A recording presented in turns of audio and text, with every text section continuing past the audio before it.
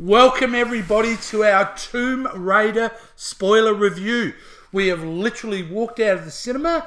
We're back here at the studio ready to talk about our thoughts of the Tomb Raider movie. Now, Joshua, this Tomb Raider movie is a reboot as such. Yes. And my knowledge of Tomb Raider really comes back from the original PlayStation 1 with the Tomb Raider games, with that classic Lara Croft with the blue singlet and the short shorts. Yeah, pretty much. And obviously the movies with Angelina Jolie, which I liked. Yeah, they were fun. They're kind of forgettable, but I did enjoy it.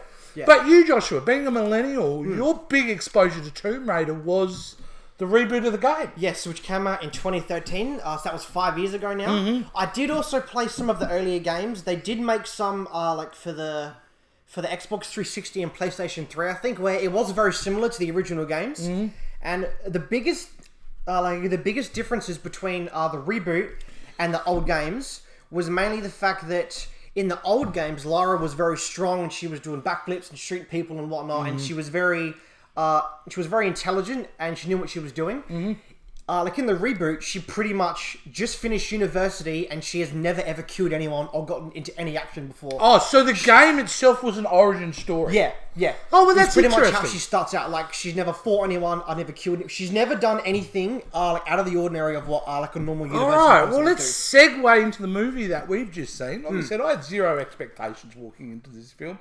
So I was an open book for this one. And certainly my initial reaction to the film, it was a big shift away from those other Lara Croft movies. And what you're describing just there in relation to the game, the film feels was very similar to that. Very similar to that. And Yes. we'll get into this as we go along a bit more about some of the similarity and differences they've done in the film. But, I mean, just to let the cat out of the bag, I actually really enjoyed this film. Yeah, so did I. I wouldn't say it's a bad film in any way. And it's probably the best out of the Tomb Raider films. Yes, I would definitely say so as well. But what made it good? You know, for me, and I'll get you to comment as well, for me, I think the standout of this film is Alicia Vikander. Yeah, who was phenomenal. She was in the role. amazing in this movie, yeah. I had my doubts, to be honest with you. You did? Have you ever seen her in many films before? I think this is the only movie I've actually seen her in, because her name doesn't... She's probably most recognisable for most people from Ex Machina. I haven't seen that movie. Which she plays a very stoic kind of robot character. Okay, but yeah. She had a lot of charisma. Yeah, she did. She really I really did. felt for her as a character, and she was really, really good. I think, would you agree with that? That's probably the biggest standout. Yes, definitely. Yeah, I mean, even as the film rolled, you know what I was really stunned with too? The opening credits, the logo, Square Enix. Yes. I wonder, I don't think they produced those last films. So I think this was their first attempt at producing a film. I don't remember with the Angelina Jolie films, I don't remember them being... they weren't involved with it. No, I don't think they were involved at all. But they were certainly involved in this one in a big bad way. Which is why I think they tried to keep it to the source material as much as they could. Yeah. What did you think of the film overall? Well, obviously, knowing that I've played quite a few video games, and a lot of video game movies that have been made over the years have been pretty bad. Not just bad. A lot of them are shit house, the only one that I really enjoyed, and only because it was funny, was Mortal Kombat. Yeah, well. Because it was cheesy and just dumb. Well, there you But with this, they actually seemed to take the movie very seriously. They did change a few things, but not too much to annoy me, who is someone who is a fan of the source material, where it would bug me a lot. They did make a few changes, but I'll talk about that. Well, I mean, let's talk about the setup of this. As we find Lara Croft, she's been essentially abandoned by her father, she feels. Yes, she does. She is basically a stake. Well, she has got the ability to take over the entire Croft family fortune, but she's decided to go off on her own, and struggling through life. Yeah. The way we're introduced to her, which is a great little scene, is a boxing match. Yeah. So, and she gets her ass kicked. She gets her ass handed to her. Which was really good, which was kind of really good. So it was interesting that they took her to that place where she was just trying to fight for herself. Yeah. She was just doing her own thing. Yeah. Which as much as it's an echo of what she becomes in the entire film. In the beginning scene, she's doing what she wants. She's being true to herself. She's trying to find herself. Even though she's lost. Yeah. The movie, at the end of it, she is still doing what she wants. Yeah. She still feels a little bit lost, but now she feels like she's got some key responsibility. Yes. I was very curious to see how the action was going to go in this film. Yeah.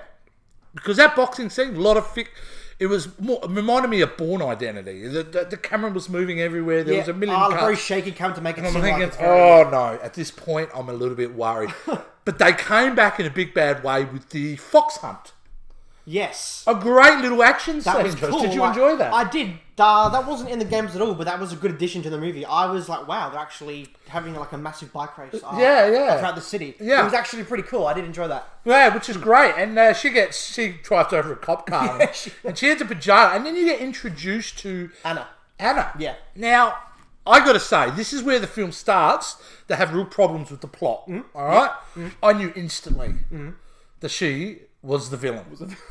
I knew instantly it was Kristen Scott Thomas. Now, she's a very famous actress, a very talented actress. You don't get someone of that caliber in there just to be a segue character. Well, she is the big bad villain in the whole thing. The thing that gave it away for me was that the villain of the second game was a character called Anna, and she's pretty much that character. Oh, okay. So, I was like, you okay, knew because you played the game. Yeah. Absolutely. But that doesn't mean the film's bad. It's just, we've seen thousands of films combined. You pick up on these kind of, story plot devices, you know.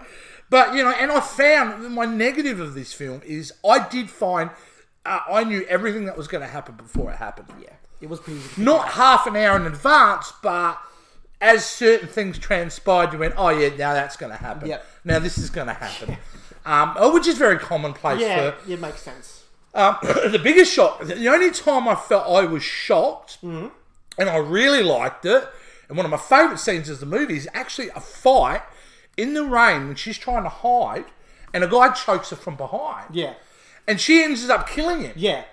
And I'm thinking, whoa, we're going badass territory now. Yeah. She's the first killing person somebody. she's killed, yeah. It was absolutely real surprise for me. And I thought that was really, really great. Yeah, so, and that was a pretty... that was a very intense fight as well. Like, you could see that she was afraid as well. Like, she looked terrified. She did. I mean, we're missing bits. So obviously, she comes across Anna. They're trying to get her to sign off to take over the Croft kind of fortune. Yeah, and then some guy gives her... She finds the hidden tunnel, the Bat Cave as such. Yeah, pretty much.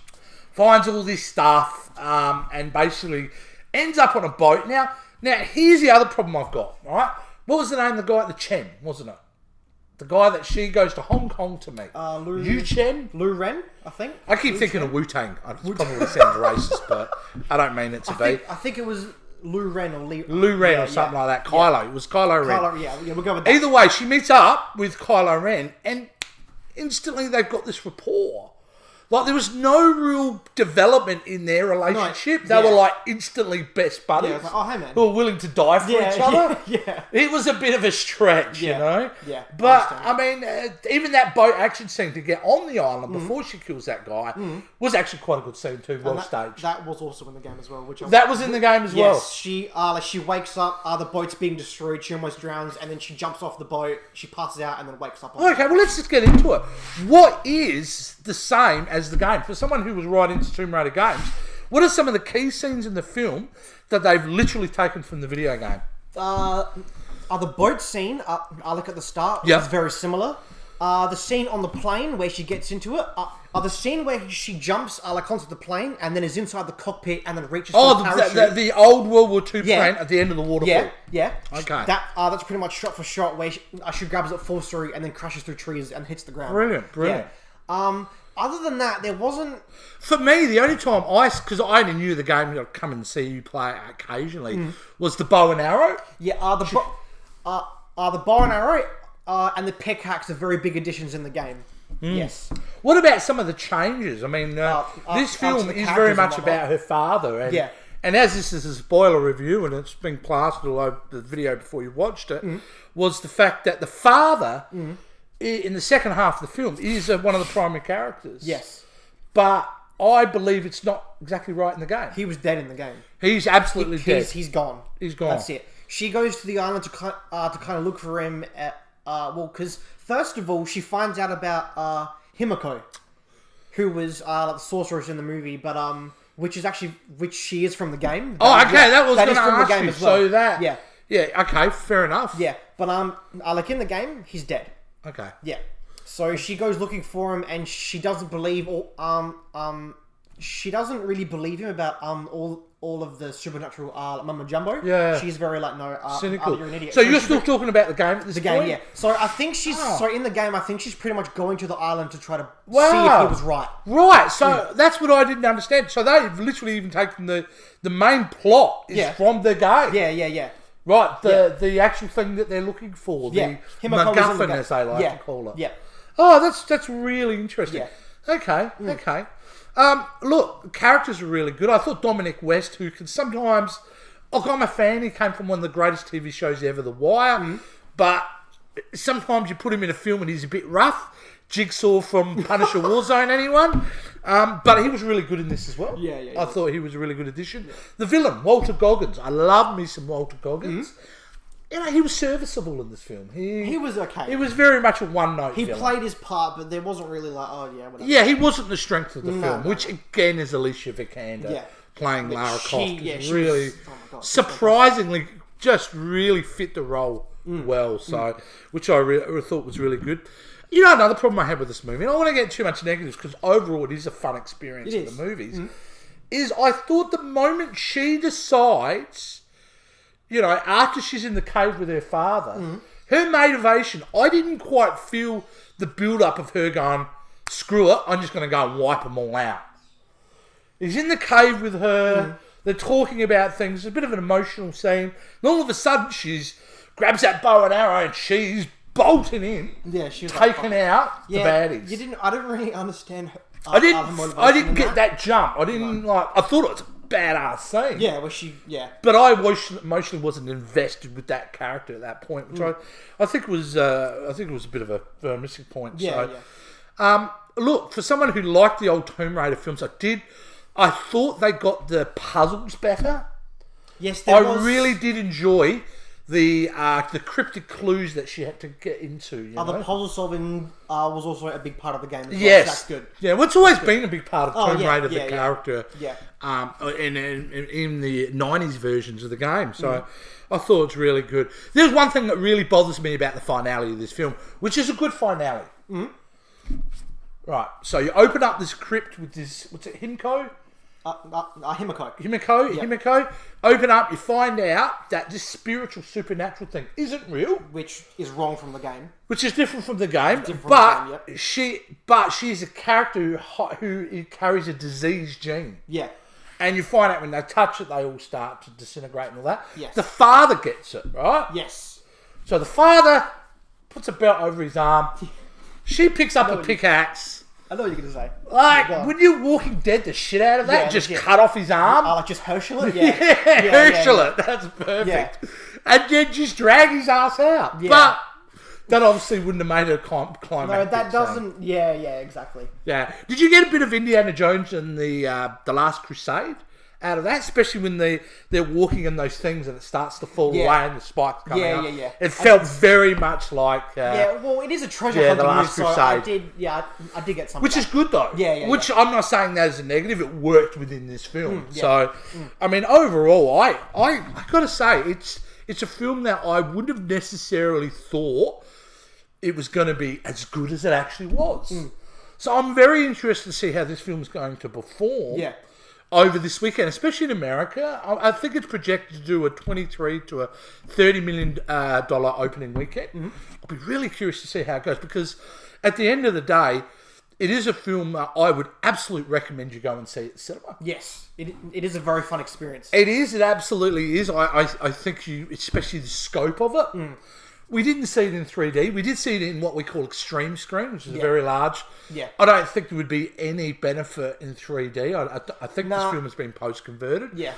But I don't think you get much out of it. No, but there's not really no point seeing it. I will say I'm very keen to see her take this character forward into other things. You know, because I really think she had really exploded on the screen. She did, yeah. And really, really thrilled with that.